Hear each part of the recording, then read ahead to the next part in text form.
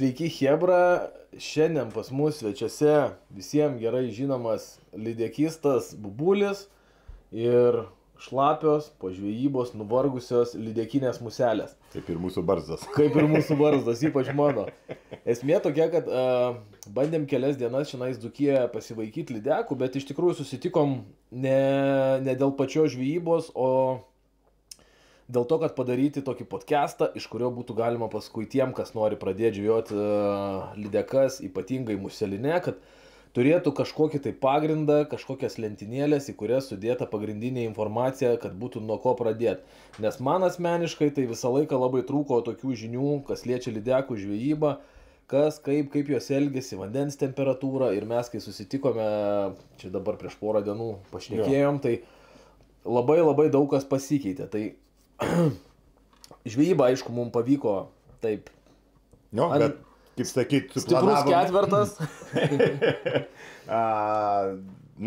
Merkį ėmėm abu, labai norėjom vienu iš merkių pliusiuko savo galimus įdėti, kad merkį pabandėm lydeko pagaudyti ir tiesiog prasiplaukti, pasižiūrėti kokią situaciją. Visai kitų kampų, ne šapalai, ne dakas. Tai va, bet tarp kitko, jeigu pradėjom nuo pasakojimo apie tą, ką mes veikėme upėje ir ežere, tai filmuoti daug nefilmavome, tiesiog paeksperimentavom. Tai pabandėm vieną dieną tokią padarytą avantiūrą. Vėlyvą rudenį, jau beveik žiema, lapkričio pabaiga, nutarėm pasileisti merkių su valtim ir paieškoti tų lydekų. Ir kada tų lydekų čia tikrai būna ir tam žemupy, nuo Trastinko plaukiame žemyn, jame ir šapalų būna, ir meknių, visokios žuvies iš Nemuno ateina. Bet praplaukiam ir tu su savo įranga, su savo patirtim padarai tokią išvadą, kuri man atrodo labai logiška, gali papasakoti ją apie tą žemupį, kas tau atrodė ten. Taip, upės, kaip bebuvę, visos yra labai skirtingos ir mes tai labai gerai žinom. Vienos upės tokios kaip mūsų, ten kažkokios ventos, mūšos, tokia tipaža, kur žuvis nėra migruojant tiek stipri.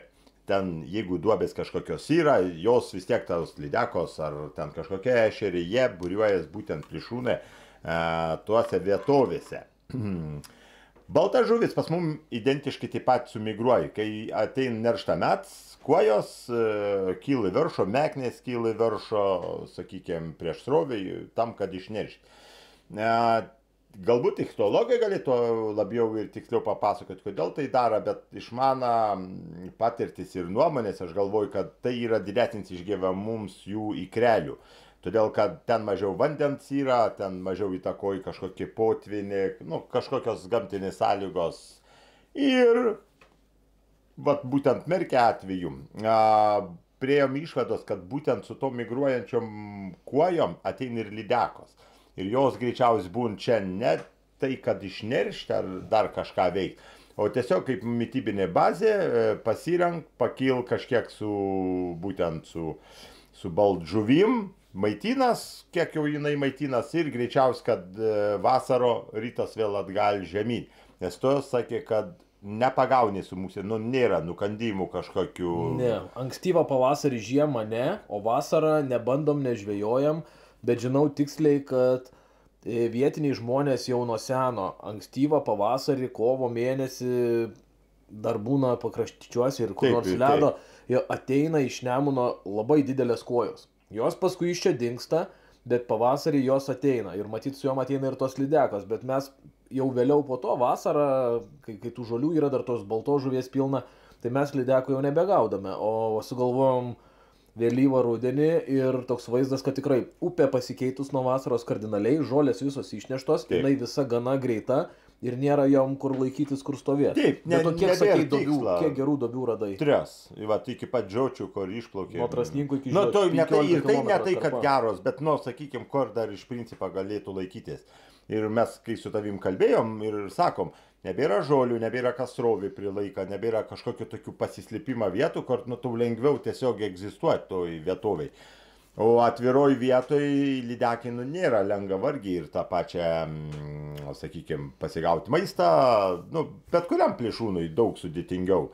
Tai vis dėlto ne upėtakiuks kuris tikrai daug greičiau ir startuoja ir srovės gyventojas yra. Tai žodžiu, vis dėlto galvojam, kad pasitraukia, jeigu su kuojom kažkiek atein, būtent su tom neršiančiom kuojom ir po tą rytas vėl žemyn ir jau, nebent užsilieka kažkiek per vasarą, nebent eksperimentą tvark dar pasidaryti. Reiks pabandyti. Čia tai faktas. Šitą mes pasiliekam kitam sezonui, pavasarį, vasarą pasitestuoti dar lydekų žvejybą Merky, kas turėtų būti labai įdomu, bet to ten dar būna ir didelių upėtakių ir salačių ir jie būna aktyvūs, tai su tais streameriais tokiais 15 cm, bet kurį iš jų pagaut gali. Truputį atrodo Armagedonas, vėjas didelis, rašo, kad 10 metrų per sekundę, gūsiai iki 20 ir kadangi naktį buvo -10, visi aplink mažie ežeriukai užšalę, nelabai tikėjomės rasti apskritai atvirą vandenį. Ir kai atvažiavom ir nėra ledo iki pat kranto, nes seniui tai reikia valtį įsileisti. Mūsų jau, žinai, yra reikalų, jeigu užšalę. O pasitai normali valtelė, tai pavadytum, kai pradėjo džiaugtis. Sako, kai kalėdas šokinėja laimingas ten aplink tą savo Batmobilį, dėlioja tą televizorių visokius. Bus žiauriai sunku, bet mes šiandien žvejosim. Ką, senoli, koks jausmas, koks planas? Čia kaip per kalėdų neišvakarė, tai vieno, sakykim, kai priimti dovanas ir gavai tai, ko tu nori. Ir tada atvers vandenuks. Na, o dabar tada prie pačių lydekų tokia klasikinė žvejyba. Klasikinė žvejyba vis tiek yra stovinčiam vandenyje, didesnis, mažesnis ežeriukas, plaukioji ir nori surast pagauti lydeką. Nuo ko pradėtum, jeigu būtum, arba nuo ko patartum pradėti, būnant visiškai žaliam lydekų temoje, plus žinant mūsų masalus, kaip jie elgiasi, vis tiek daug maž įsivaizduoji. Pavasaris tai faktas, kad yra visada seklomos, sakykime, pradėti.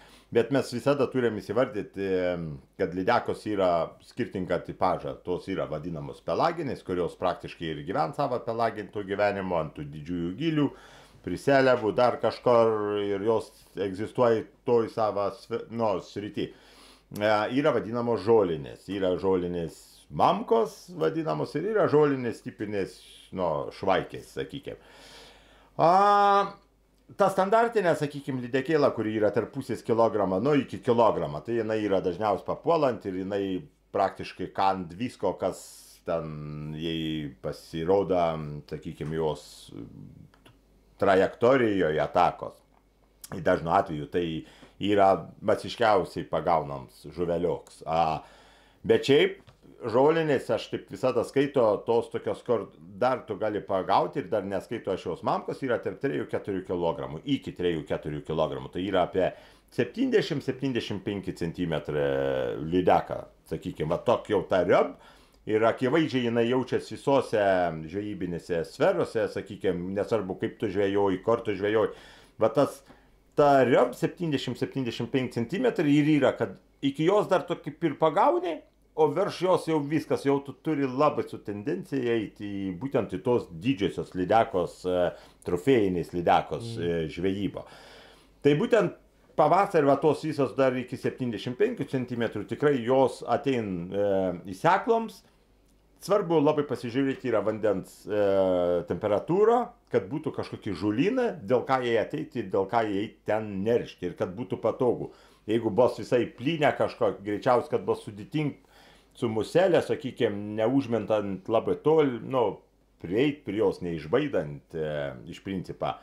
Kits didelis plius yra būtent bangaviams.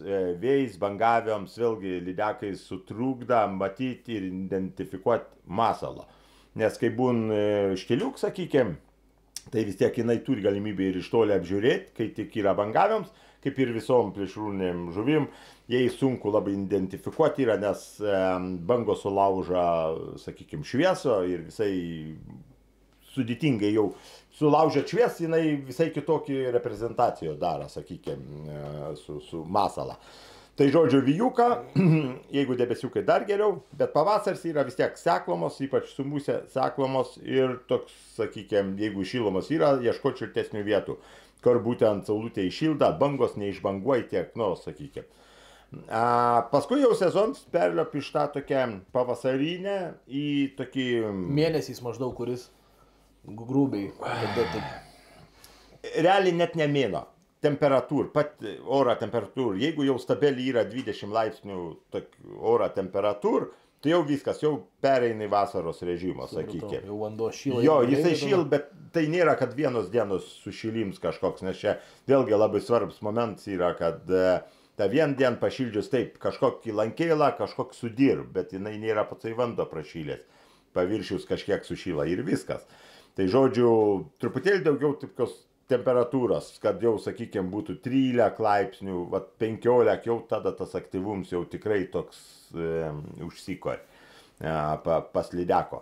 Ir va šičia jau, sakykime, įėjus į to vasaros momento, dažnu atveju pradeda veikti vadinamieji kažkokie kalniukai, sakykime, žolynų, tų vadinamų barščių, lydekinių barščių, kurie aug 4-6 metrus.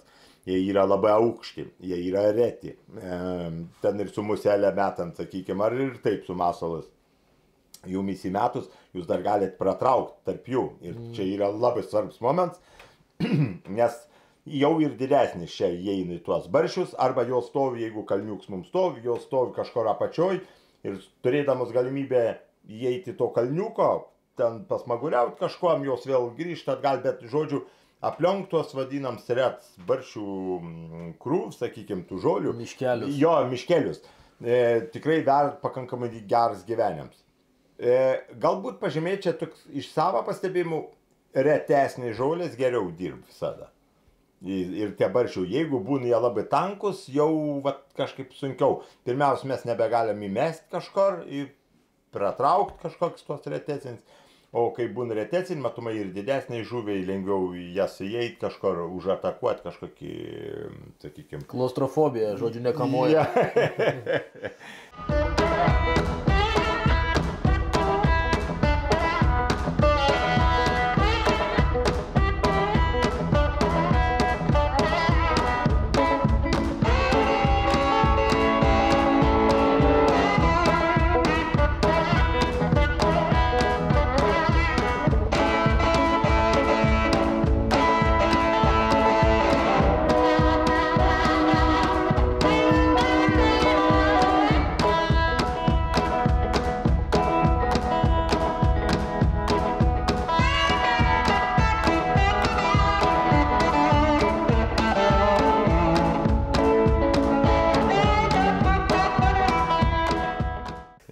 Aišku, tai tada reiškia į ankstyvas pavasaris seklumos, tada vasaros pradžioje jau tada prasideda kalniukai šlaitai, ar ne? Ir su tais kalniukai šlaitais mes tam kalbėjom, man labai patiko, kai tu pasakojai apie tą momentą, kai iššyla vanduo ir kokiuose giliuose žuvis laikosi, net jei nėra tų kalniukų. Taip. Tai čia termoklina, būtent tas, kaip pasakojo, jau prasideda tam tikras... Trumpai, kas tas termoklinas dabar? Termoklin, sakykime, yra visiems įsivaizduojam šalta vandens riba, jo, bet jinai daugiau susideda. Ten yra mikroorganizmai, sakykime, kurie blokuoja saulės švieso ir ta saulės šviesa negali patekti žemyn. Jeigu yra tikrai išreikšti stipri termoklins ir jūs su acholotais, kurie naudojat, matot aišku ruožų ir jisai dažniausiai būna tarp 8-12 metrų. Toks tipins, praktiškai visiems vandens telkiniam. Tai po termoklinų dažnu atveju yra daug mažesnis deguonies kiekis. Kai kuriais atvejais vidury vasaros, jeigu paėm ten ar į vasaros pabaigą, ten praktiškai 0 deguonies būna. Priklausomai nuo gilio tvenkinio. Jeigu ten koks tvenkinis daleiskim 12 galbūt 15 metrų, galbūt net 10 ir nedidelė duobė ir ten tikrai labai išreikšti termoklins, apačioje nebus deguonės, vienareikšmiškai. Greičiausiai nebus ir lydekos. Jo, net negreičiausiai jos nebus tenai. Jinai epizodiškai gali kažkur įeiti, bet ten taip pat išeidiniai, todėl vasaro visiems ir patariu, žvejokit aukštai. Nesvarbu, po jums 40 metrų, žvejokit 4-6 metrus nuo paviršios, praktiškai visos lydekos starkė gyvena būtent tam diapazon. Galbūt su musel yra pakankamai lengviau, mums spiningistam yra sunkiau. jos būna net metrą paviršį ir lydekos visiškai stovia, jos ieška, gauda ten savo to mailiuko. Tik mums su spinningas yra, truputėlį sudėtingiau, su musė tai yra be galo lengva tai padaryti, tai jeigu su kompanionų valtį dviese žvejojam, vienas truputėlį aukštesnį, kits leidžia kokius 6-7 metrus.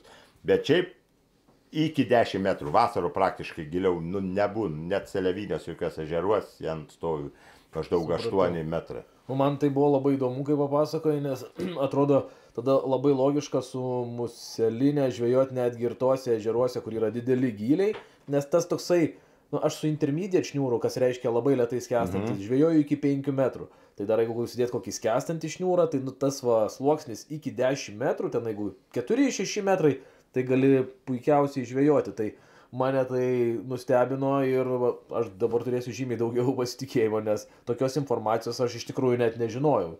Galvojau kažkaip, jeigu čia yra 10-15 metrų, tai reikia kažkur porą metrų nuo dugno bandyti vesti. Jo, tai čia dažniausiai klaid praktiškai pas visus, bet... Tai aš toks pat žalias kaip ir... Ne, tai čia viskas normalu, čia, sakykim taip, dar tą tokią momentą, pavyzdžiui, tie organizmai į pavakarį, būtent kaip ir kalbėjom ir sakiau, į pavakarį tie saulė, kai leidžiasi, organizmai atvirkščiai, jie pradeda kilti į viršų. Į, pavyzdžiui, tuose giliuose ežeruose, kur yra selės, jinai kartu, ir jinai būna iki pat paviršios dain, jau čepsėti netgi pradeda, tai faktas, kad ir tos lydekos į pavakarį, jos dar pakil, bet, sako, iš principo, tarp 4-8 metrų žvejojant, ten viskas labai gražu ir super yra. Kaip sakyti, yra priežas, dėl ką taip elgiasi visi. Bet tas nežinojimas ir, žinai, kai paskui pats susikuri kažkokį, tai galvoji, kad jos ten ant dugno guli ir žiūri į viršų, laukia mailiaus, o tas mailius, ten nei to mailiaus, nei tos lydekos nėra tokia gili. Ten niekam 40 metrų ką ten veikti. Tai jo, čia daugiau psichologinė tokia pasitikėjimą, tiesiog šukuoti ir tikrai jos turite savo akvatoriai, sakykime. Nusena, kai žvejoju, tai tų didžiųjų lydekų akvatorijos jos, aš paskui, kai jau echolotė atsirado, tai pradėdavo visada žymėtis, rašytis, pavyzdžiui, pavasarinės, tada pagautos, vasaro tos. Ir tu jau pradedi suvokti migracijos tuos takus, kaip jos pavasarį gylių, kad daleiskim, kur jos vasaros to. Ir tikrai keičiasi. Bet praktiškai kas metas liek tos pačios visos vietovės, kur buvo ir praeitais metais, užpraeitais metais. Galiu netgi tokį faktą, sakykime, iš Latvijos kolegų, jie žymi lydeks, starkius. Ir prieš 4 metus, kai pradėjo to žymėjimą, 1,16 m lydekį ir 8 kartus pagaut. Wow.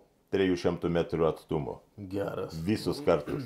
300, tai parodo, kaip... Ir kaip reikia paleidinėtas trofėjinės. Be abejonės. Nes gali nudžiuginti dar kartą ir dar paaugti. Taip. Gerai, o tada jau jeigu dabar pradėjom kalbėti pagal sezoną, vanduo atšilo, jos pasislinko, tada vanduo atšalo rudenį, keliaujam chronologinė seka per metus. Jo, rudenį tai jau visiems, sako, lendam į mažus ežeriukus. Dideliuos, ypač su musė, jau čia jau savižudybė, greičiausiai jau net su gumom savižudybė, todėl kad būtent tie mikroorganizmai ir tas vadinams termoklins, jisai yra pasėdę žemyn.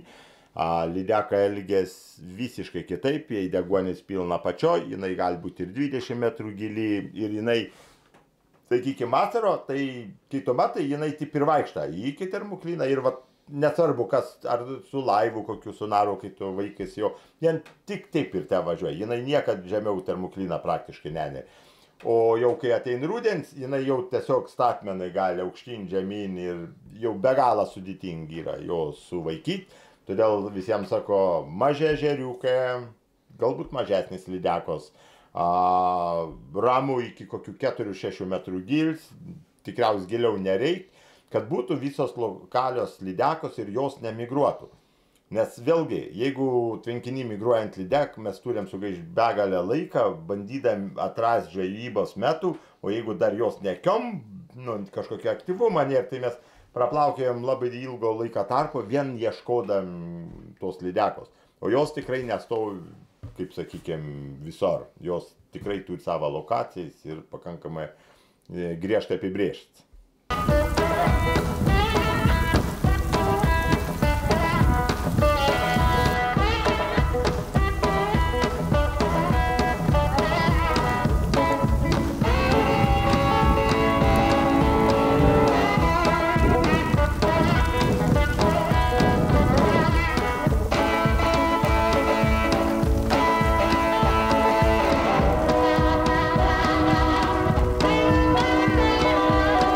ką čia darai? Aš užsiemu inkaro gamybą.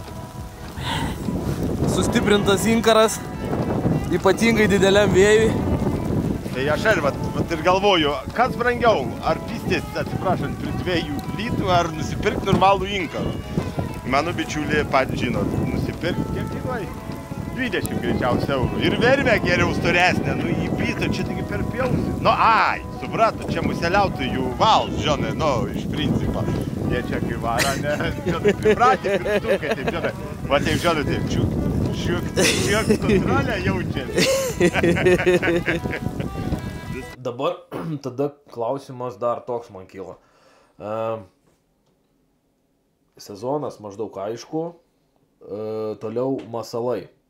Kokio dydžio ir kokiu greičiu jais žvejoji pagal tos pačius sezonus. Šiltas vanduo, šaltas vanduo, ankstyvas pavasaris, vėlyvas ruduo, masalų dydis ir masalų greitis svarbiausia, kaip su įžvėjot, nes mes tai šitą labai jaučiam ir pagrindė tą ir darai, stengiasi arba greičiau, arba lėčiau, arba didinti, arba mažinti. Taip. Vienareikšmiškai ir pas man identiškai viskas tas pats. Nuo pavasarį jos, jeigu jau gavo pašilti vanduo, jos tikrai tą tokį aktyvumą turi. Aš aplamai skaito, jeigu ten silikoninė, tai masalai yra tarp 15-20 cm, visa kita jau yra perteklins, jau didesnis, sakykime, tie masalai. Todėl, kad daugiausia atnešant, netgi nuo 12 cm, sakyčiau, žinai. Iki 20. Jo, iki 20. Čia tokia yra, kad tau ir tą 2 kg be problemos atakuoja ir lygiai taip pat 10 kg jam gerai jaučia vibracijo ir jinai tikrai mielų norų sulapnoja to masalo. Ir pas man tikriausiai, nu nesumeluosiu, 95% visų lydekų būtent ir pagauti yra tarp 15-20 cm masalas. Jau visas didesnis, ten labai mažas tas. Supratau. O tada žvejybos pats greitis tuo masalu? Greits, mes ir su tavim turėjom tokio įdomio to temo. Šiaip iš principo visada, sako, dideliai lydekai nereikia jokių tokių agresyvių tų tampimų. Ir praktiškai ir wobleris, kurie žmonės gauda, jie pakankamai išreikštai mažiau pagauna trofėjiniai žuvis. Taip jos pasigauna, kurie žmonės tikrai įgūdė yra, bet įman taip kaip tradiciškai, netradiciškai, kaip sakykime, lėtų, gražių, paprastų pravedimų, o ne tvičinant kažkaip. Tokių monotoniškų. Jo, monotoniškų su kažkokiu pauz, kaip sako, kaip velkiautojai, dar kažkas. Lydekos mėgstai. Jos eina, jos sek. Ir kai mes pradedam kažkokį agresyvų pravedimą daryti, jos, dažnu atveju net pabėg, didžiosios. Mažai ne, mažai, būtent tai nedičkai švaikelai, ten kilograminiai, jei būn patenk, jau suerzion labai greitai, iššauk kažkokio to pyktį. Ir tas pats, tada ir gaunas. Visada pradedam nuo tradicinę, sakykime, tokia lėta, ramo, su pauzelėm, su stojimais kažkokiais, kad ir su mūsų tempiant. Bet labai dažnai, jeigu matom nėra rezultatą, mes labai pagreitinam, bet labai akivaizdžiai visas toks bėgans.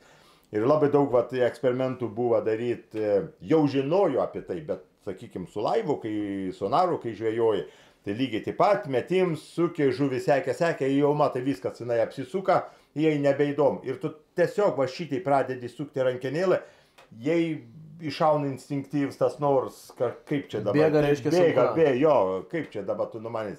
Jinai iš karto sukas, skrend link masalo, atakuos, neatakuos, jau kaip dievs duos. Ir dažnu atveju būn, jeigu pastebėjai, plėšrūns dažnai būn, kai jau tokelį iš vandenio masalo, būn tą atak prie pat vandens paviršiaus, esam turėję žvejyboje bičiulčią iš druskininkų, wobler jau buvo krenko iškėlęs lauką, iš tiek, ir starks iššoka ir užkyba ant šitą. Tai irgi bėgo. Jo, ten medžioja keli starkė, tiesiog greitis mes su krenkais labai žvejojam ir turiu omeny, kad jiem tie bėgant sakykime, tie masalai, ten žuvytės kažkokios, jiem sukelia agresijo ir dažnu atveju, kaip sako privatys, kai jau mums tie kibimai tai kibimai visiems galvoj, kad atskryda, ne, jinai sekė, labai dažnu atveju tik jai neiššaukia tos agresijos, o jau iki pat galą, kai davedinėjom prie vandens paviršiaus, jie jau tą tikimybę, kad pabėgt gali, sakykime, ta žuvytė kažkur ir jau tada dažnu atveju ir užatakuoja. Tai greitis labai svarbus yra. Tikrai jisai tas Bet ar jis visada didelis turi būti? Ne, aš visada skaito, kad tas stabilus, tas toks lėts, rams, traukims, bet jeigu akvatorijai tokia perspektyvi ir jaučiam, kad gali būti žuvis, tikrai vert, sakykime, mes lėtai traukiam, sustojam pauzyti ir pradėm, nes jeigu lydek yra, jinai ėja kartu lėtai, sustoja šitoj vietoj, mes padarėm pauzę, net jaučiasi, pavyzdžiui, su vobleriais, būn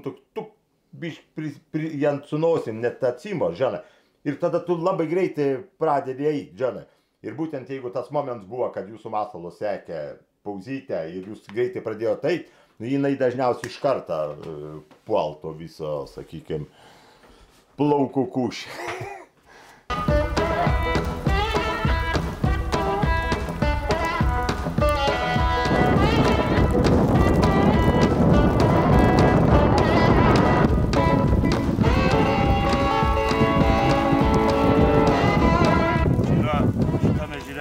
Variantai. Arba dėdi raudongalvį, arba dėdi raudongalvį. Edvinas taip sakė. Edvinas liepė dėti raudongalvį, reiškia bus raudongalvį. Tos negalima. Pirmas inkaras iškart sustojom savo patentuotoj vietoj, kad įgautų pasitikėjimo. Tai, žodžiu, viskas taip sušalę, sulėdėję, stripping basketo diržo neina. Neina diržo reguliuoti. Rytės, šita dar neužšalus, anos rytės prasuk neina. Žodžiu, kai mums čia šiandien pasiseks, velnė žino, bet įspūdis tai nerealus. Visų pirma, tai mes nesitikėjom, kad šiandien išvižvėjosim, o dabar atrodo, wow, kaip gerai, grikiai. Čia lygiai kaip iš to anekdoto. Gerai, tada toliau dar turiu tau klausimą vieną apie taktiką. Neretai žmonės būna atsistoję, užsinkaruoja ir vienoj vietoj labai ilgai drožia. Kiti, štai kaip mūsų vienas draugas, praplaukdami padaro vieną metimą ir nuplaukia. Ir kur yra aukso viduriukas tavo kaip patyrusio žvejo, kaip tu labiau mėgsti elgtis? Ar labai ilgai, nuosekliai drožt, kas ten 20 cm? Ar... Ne, tikrai ne. Jeigu konkrečiai lydeko žiūrint, jeigu yra aktyvi lydek mūsų akvatorijai, mes atplaukiam į taško, jeigu maždaug kažkur 3 metimai, visada atsišauks. Pirmus metimais.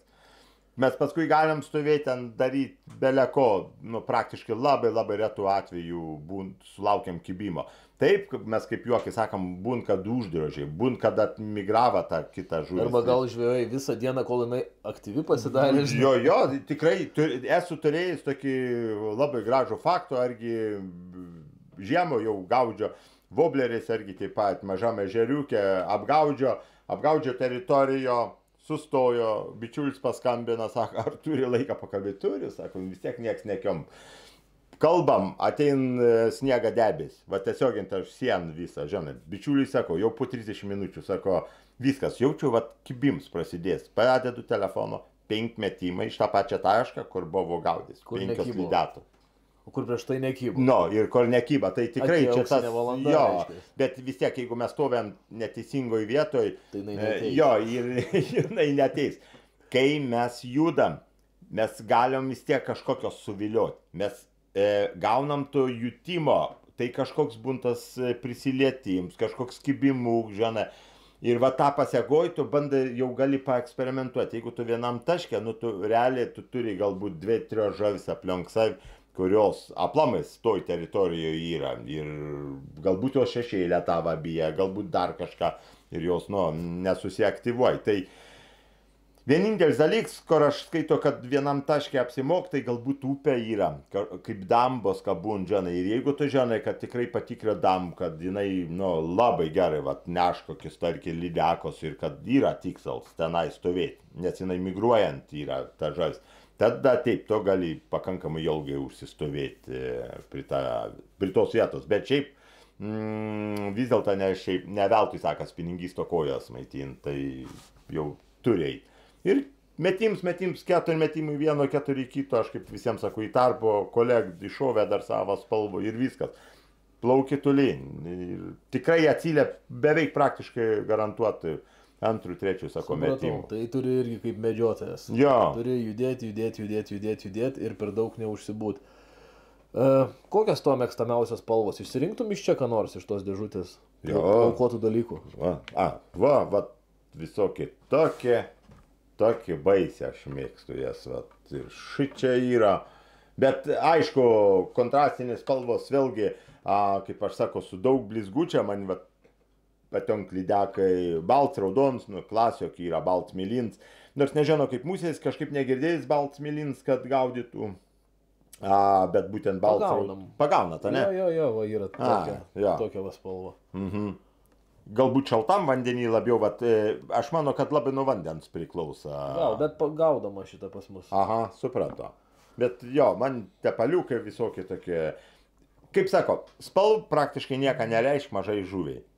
Bet čia, toms... Ant ko gaudysi, ant to turi šansą, ne? Jo, iš principo to mažesnėm. Tai čia nėra toks esminis jau reikalas. Vis dėlto aš galvoju, kad ir pravedims, jas, koks kabliuks būks. Parodė. Mariau. Gerai.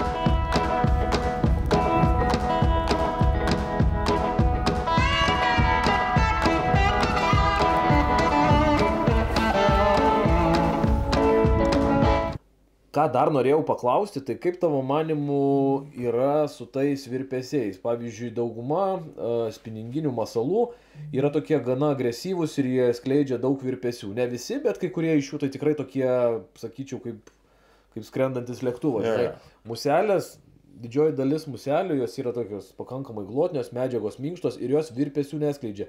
Kiek lydekai reikia tų virpesių ir kiek tau atrodo gerai ar blogai tų virpesių turėti tiek tokiam masale kaip muselė? Mano didžiausi šių metų lydeka apie 15 kg buvo pagaut maždaug ant tokią ilgę slagą. Tai slagas labai panašiai su šlapės, kažkas panašus, truputėlis turesnė gal uodega, bet be jokios lupetėlės yra, tai jinai neturi jokių virpesių. Tai aš manau, tas ir yra vienas geriausių atsakymų. Musela turi labai natūralų reprezentavimą, būtent kaip tikrovišką masalą. Nes būtent neturi jų paprastos aukšlės ar kažkokios mažos žuvytės, seliau, kažkokių uodegų, būtent ten kanoputų, kad tenai viskas purtytus. Ir būtent ta masala ir yra pati didžiausia tokia stiprybė, kad jisai be galo natūraliai atrodo ir be galo panašiai vibracijos sukelia kaip maža, sakykime, ta žuvytė. Jei prieks yra, dažnu atveju lydekom dar naudoju kažkokį priekį įrenginį, tai akis kokias, tai iš tikrųjų jau gaunas apie 7 mm kažkoks pasipriešinimas. Būks daiktas, jo, ir jisai tikrai.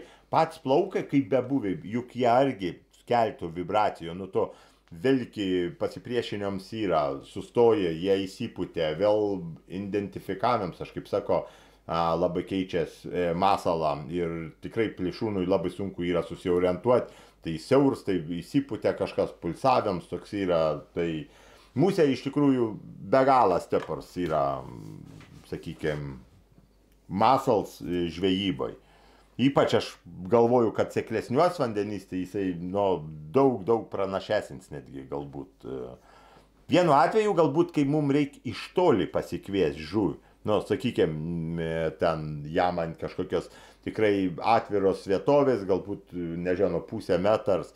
Ir mes turim labai toli mesti ir turim jau su didelėm uodegom kurt, kad iš kažkur iš toliau ateidinėtų žuvis. Tada taip. Tada muselė jau tikslingesnis akvatorijos, sakykime, toks jau masals yra apdirbti. Iš ką galit, bičiuliai, atpažinti museliautojai? Jie netgi valtį prisileidžia vandens ir stovi su britkelnėm. Jeigu netikit, galit pasižiūrėti pas mano gerbiamus bičiulius. Neblisi nepagausi. Nenutrenkstas elektra.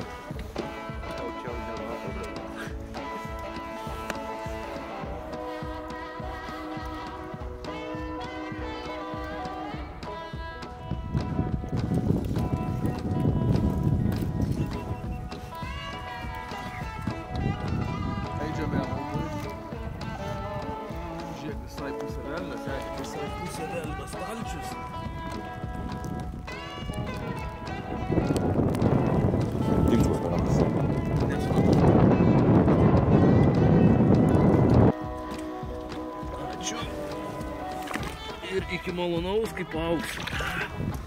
Tai kaip paviršim bare. Bam.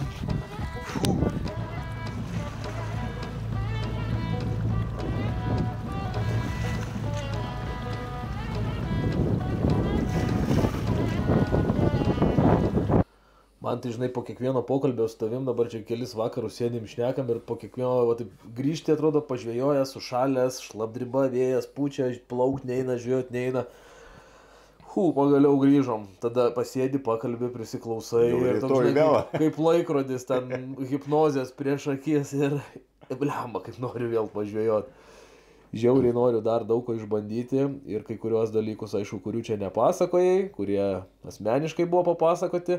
Tai labai šiaip džiaugiuosi, kad atvarei su mumis pažvėjot ir už durų žiema, gali būti, kad išplaukti, jeigu pavyks dar rytoj poryt, tai bus paskutinės dienos, bet kokiu atveju pavasarį mes susitiksime. Vienareikšmiškai, aš manau, kad mes tikrai dar pakursim to temo, nes tikrai labai įdomu yra. Muselą man nuo seną irgi labai patinka, niekad taip ir neusikabino. Truputėlį mano regionas tam nėra tinkamiausias, biški sužėlę esam ir ryški. Bet lydekom visada, man musė buvo labai norėjau, jau aš ten planavau ir ant spinningą daryti didelis mos ir su spinningu jas mėtyti, bet ačiū Dievui nedaėjo iki tą. Nebėda, galėsi pasiimti iš mūsų dėžutės. Yra kai kurie draugai, žinok, deda tą mažą švinuką, čia burašką. Taip, aš žinau, jo, nesako reprezentavimams. Mes nepamirškim, musės aplamai imitacijo džigaujam, vat starkius gaudo, Vilniečiai bičiuliai daro būtent musels, ryš ir džigaujam starkius. Čia ta imitacija, sakykim, kad čia kažkokios baisios vibracijos reikia, jinai truputėlį klaidinga yra, jinai nepristata, ešeriam jau nuo sena yra, visi tie tokie smulkučiai, plonyčiai, kas kuo natūraliau pristatytų. Starkiui sako, vat, jam dar mažesnis muselas, kur bičiulis daras, dedu argi ant čeburaškos, ant kabliuką suviniotos, viskas, džigauji, vat, su jom, vat, tiesiog tipiškai džigauji. Ir jos būtent tau nukryta į dugno, jinai pasiskleidė, visai kitoks pristatams, negu tų gomų, kur jie prisižėję ten visi iki negalių, žinai, yra. Tai čia neišsemtos, sakykim, tos.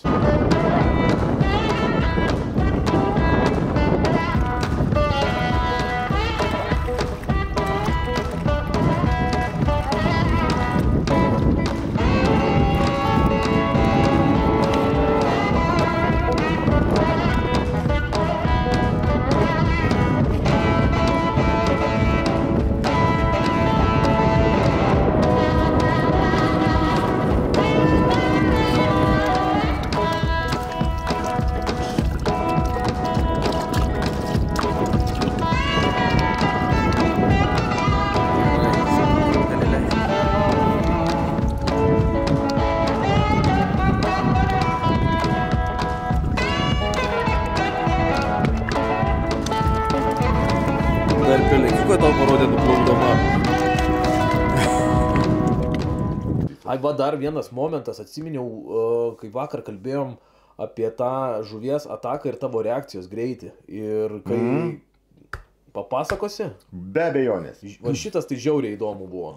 Jo, tai čia daug eksperimentų dariau, daug įrašų įsirašinėjo į jau su laiva, su naru. Nes buvo amerikiečių tokį vieno žvejų nemažai stebėjęs ir jisai buvo, pavyzdžiui, kaip ją atveju padaręs, įsidėjęs 3 kameras, žvejojant baso, sakykime, jų jau vietinė žuv. Tai buvo nuleisti vien kamerą būtent į lokalio basų žvejybinį vietą, kur jisai tikrai žino, kad jų yra ir jie buvo tenai. Vien valtį tą kamerą ir kitą ant krūtinės kamerą buvo. Tai reakcija, žinant, kad jie baso žvejoja ten 3, nežinau, 5 metrai, tai čia jau toks toliams atsums, jau realiai 3 metrai yra, tarp 3 ir 5 metrų. Tai įsivaizduokit, 3 metrų užmetims maždaug metras gylė, dažniausiai būna pas juos, tai kontaktas yra begalins. Tai rodo, povandeninė kamera ant dugną, bas prieja, įsiurbė slieko, visiškai įsiurbė, sučiaupė burną ir išspjovė lauką. Žmogus net nepakirtinėja, komentarus rašo, kodėl nepakirtinėja, sako, aš net nejoto. Žmogus naudojant NRX, Džilumis, Megabas, tikrai pats brangieji, netipiški amerikietiški kažkokie kotai, pats brangieji kotai. Ir jisai nejuta, realiai iš 4 metrų, nes dar gildą dėkim, iš 4 metrų nejuta kibimą. Tai realiai, kokia reakcijos laiks žuvis įsiurbims ir išmetims masalą. Tai kas su mūsų yra plėšrūnas? Starkis su lydeka turi apie 5-7 kartų sukandimą atakos greitį. Jisai, jų klaptelėjimai yra 5-7 kartų per sekundę. Ant laivą, kai žiūrėjo, Starkis atakavo maną, daug kartų tai buvo daryti. Ataka ir aš žiūriu, per kiek laiką aš pakertu to žuvį. Tai realiai mano pakirtims buvo vyravo tarp maždaug 0,9 sekundės iki 1,5 sekundės. Tai yra... Tai jis galėjo 10 kartų paleisti. Jo, ir jie ir paleidžia, būtent, kaip mums atrodo, kad mes jau čia smūgs būn mums didžiaus, nes jisai atakuoja po kažkokiu kampu ar tą patį lydek. Ir jau mes, kai norėjom kirst, mes jau ten tiek suvėlavę būnam, kad jinai pajuts kažkokį ten pavojį ar ten nepatikai, jinai tiesiog išspjaut. Ir aš vakar ir būtent ir kalbėjom, kur pasakoju apie savo nufilmuoto argi atvejį, kai pakarto argi didelį lydeko, atrodo ir kods galingumą, jau viskas jau laiko, ten pumpuojas, viskas ir paleida. Ir žinant, kad aš tikrai pakirtinėjau, ne šiaip sau, persitraukiu net kabliukai neišplėšti buvo. Tai, parodo, kaip ten viskas, nelengva, sakykime. Šiandien mums tokių porą irgi buvo kibimų. Net ant musės, kaip pagalvoji. Kimba kirti atrodo jau turi ir nebeturi. Kaip tai nebeturi, atrodo, ką tik turėjai. Vėl nežino. Jo, tai čia, lydek vis dėlto, tas sakant, plėšrūna yra labai stiprus ir... su musė lengviau, aišku, tai yra visai... Bet faktas, kad reakcijos greitis svarbus ir turi kirsti...